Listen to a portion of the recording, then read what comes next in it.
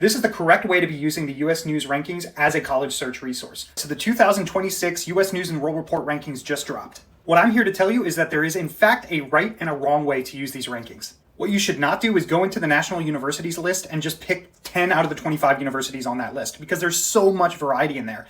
For example, even in the Ivy League, you have Dartmouth that's in the woods on a mountain, and then you have Columbia that's in the middle of a city.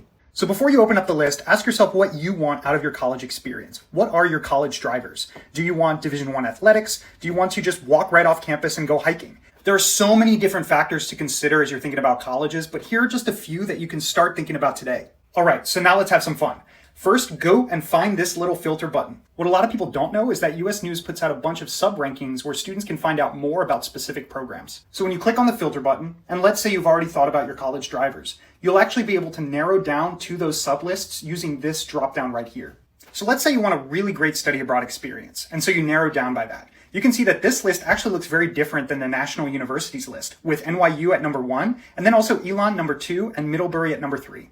At the end of the day, this college search and application process isn't about the numbers, but rather what you want, which is why it's important to reflect on what those drivers are. And it's important to also use these tools in a way to find new universities that maybe you didn't think about before.